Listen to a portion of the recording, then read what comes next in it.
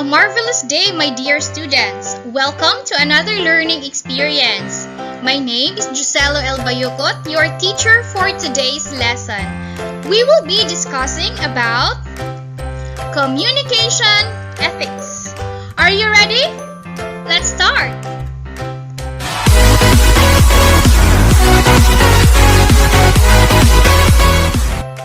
In the previous lesson, we discussed the introduction of communication.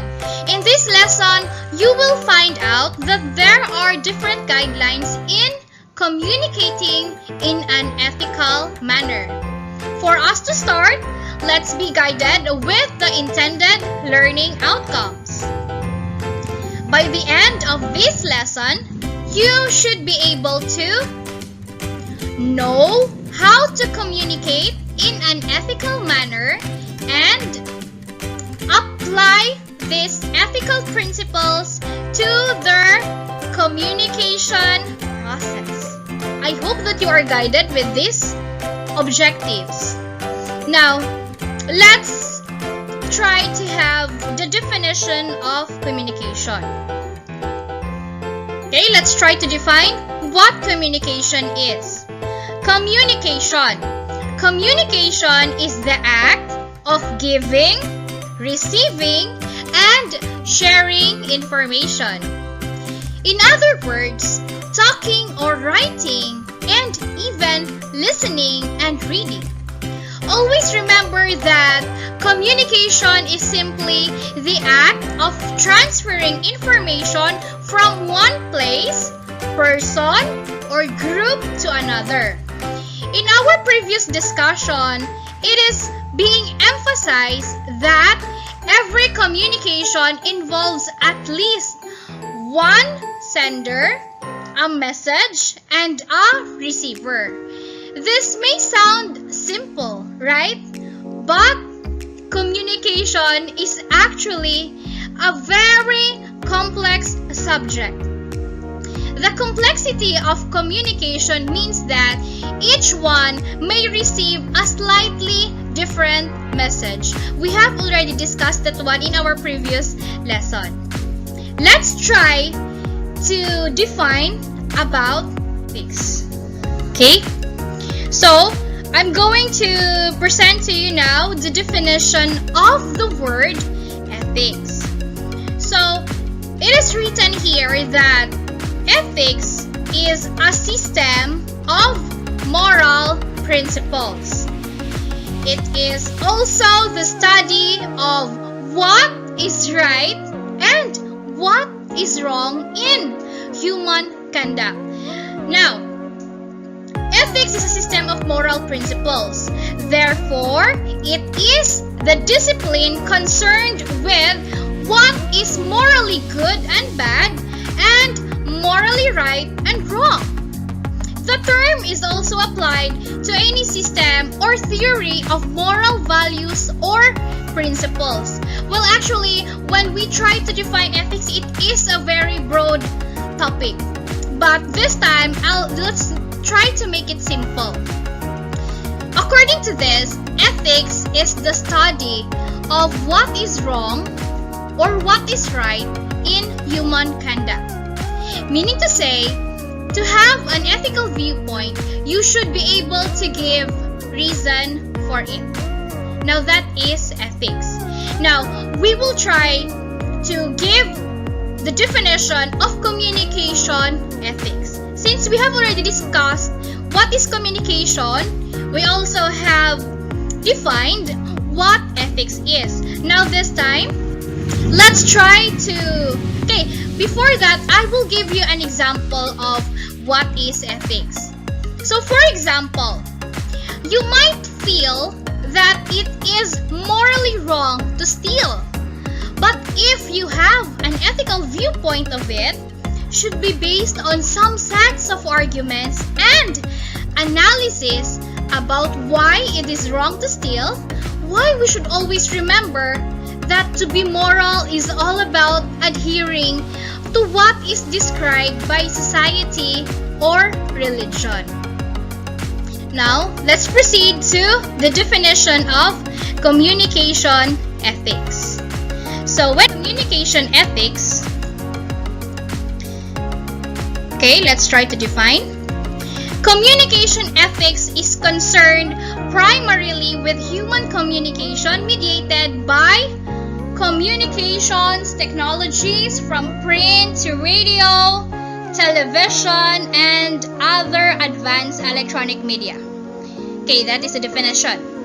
As such, it assumes that the importance of ethical responsibilities in direct or immediate communication, such as the obligation to speak truthfully, and seeks to reflect on how this carry over into the complex circumstances that arise with the development of communication science and technology.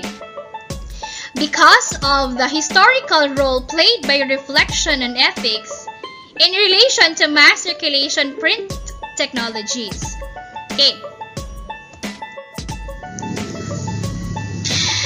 Therefore, ethical communication is fundamental to responsible thinking, decision-making, and the development of relationships and communities within and across context cultures, channels, and media. It is important to understand that whatever we communicate should be guided by certain ethical principles. That is the reason why sometimes we say that we tend to generalize. When we say ethics, we tend to focus only on the behavior of the person. But you should always remember that when we say being ethical, sometimes when we are going to communicate with other people, we should be ethical. Now let's begin this time here that when we say ethical communication, it enhances the human worth and dignity by fostering truthfulness, fairness, responsibility, personal integrity, and respect for self and others. Don't forget that one, my dears. Now, issues related to honesty, integrity, and morality are present in our everyday lives. Always remember that when we say ethical communication, it yields positive outcomes. You can see that ethics is a very important part when it comes to communicating well to the people around us.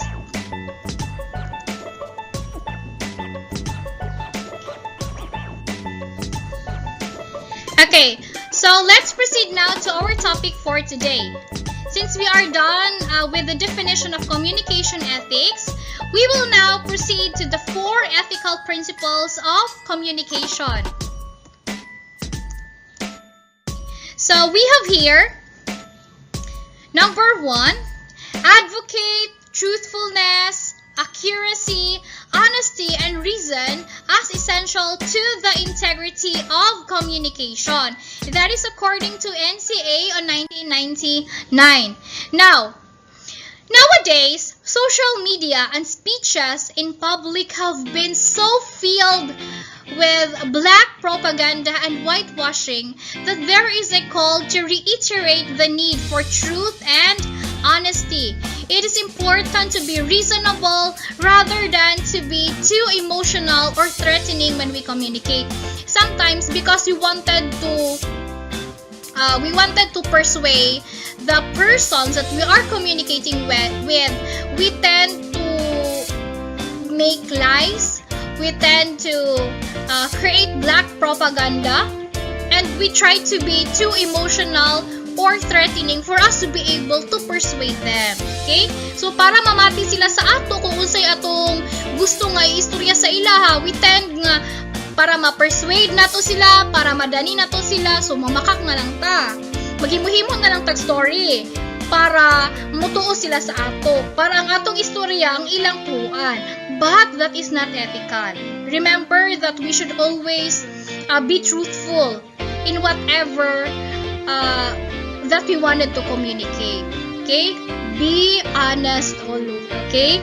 Now, the second one It endorses freedom of expression, diversity of perspective, and tolerance of dissent to achieve that informed and responsible decision-making fundamental to a civil society. Okay? In certain political climates, people may feel threatened to the point that they no longer feel that it is safe to express what they think. Diba? Sometimes, we have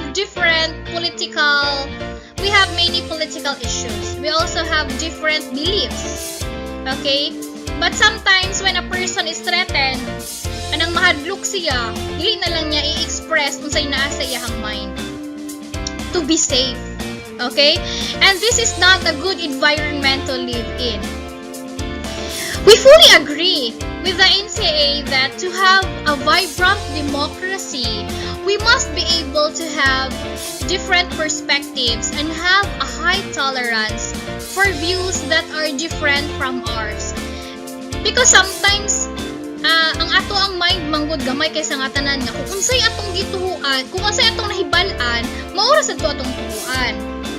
And it is important to foster an environment where people feel safe enough to express what they think and feel, and for these expressions to be met with reasonable dialogue and debate rather than outright censure or violence. O sometimes kung dili tuhuan ang atong giistorya or naatay wala giganahan nga giistorya sa atua, it's because we are very close-minded. We don't want to hear any ideas from other people. So, muna siya nga mo, masuko na lang dayon ta, di ba? Masuko dayon ta kay wala ta, we are not in favor sa iyahang idea. And that is not good because we have to feel that feeling that we are safe if we are going to express our ideas.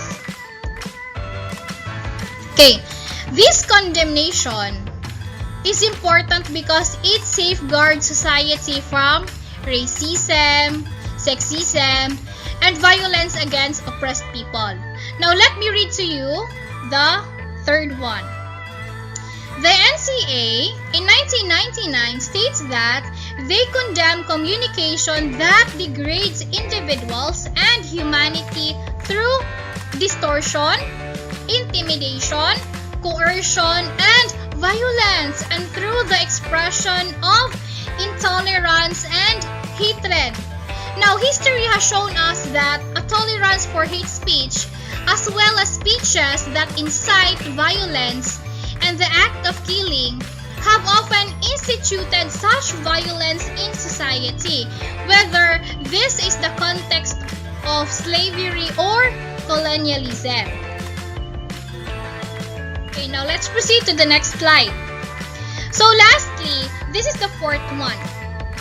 The NCA in 1999 states that communicators should, remember, accept responsibility for the short and long-term consequences of our own communication and expect the same of others. Now, all too often, there have been people who do not feel accountable for their actions. Do you agree with me? Diba sometimes, especially in social media, right? We tend to spread humors. We tend to, kanang nakay nabasahan niya, kanang, you are not sure if atong imuhang gi-share di ay is true or not. And you should be accountable with that. You should be responsible for what you posted in social media. Because social media is also another way of communicating. Okay? That's another platform. Now, therefore, if one risks to communicate maliciously, spread false news, kanang dili tinuod nga istorya, mga buot-buot, or incite hatred or violence, he or she should be ready to face the consequences of such actions. States are beginning to realize this, especially in the peruse medium and social media.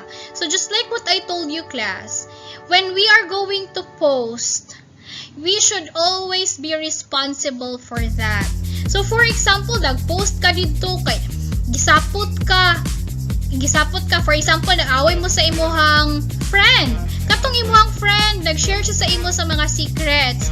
And here comes, nag-argue mo, nag-away mo.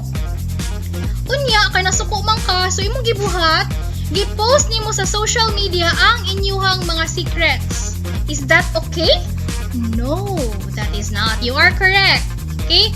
Therefore, we should always be responsible. Kung unsa to imong gi-post niya mo na imong consequences, diba? Can you remember katong news bitaw nga kato bitaw nag-ingon siya nga katong papatayin ko si Duterte, katong diba there is a certain news about that.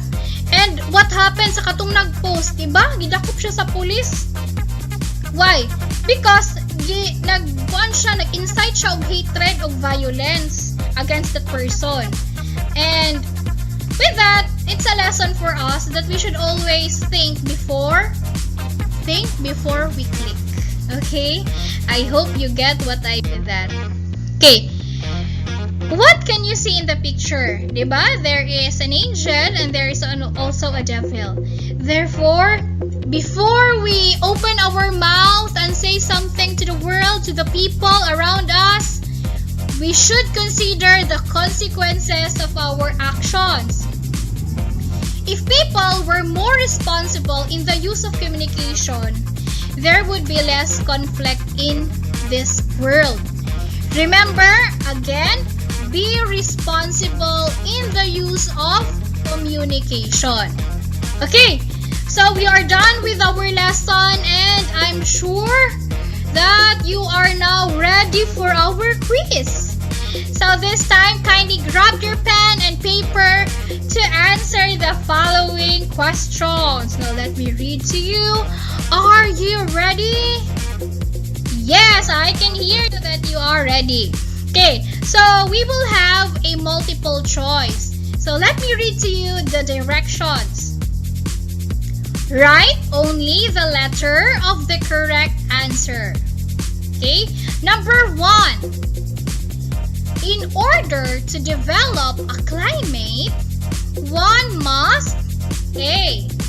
Always be truthful no matter what are the consequences. B. Develop and enhance humanity. C. Practice fairness. And D. Act faithfully. So what is your answer? Just write the letter of the correct answer. Let's proceed now to the next number. Which of the following choices basically means to respect one another? A. Dialogue. B. Fidelity. C. Tolerance. And D. Write your answers. Number 3. Ethics in the communication competence model is A. The successful performance of a communication behavior. B. Receptive accuracy whereby you can detect, decode, and comprehend signals in your social environment. C. A conscious decision to invest time and energy in improving our communication with others. D. A set of standards for judging the moral correctness of communication behavior. So what is your answer? Write down your answer.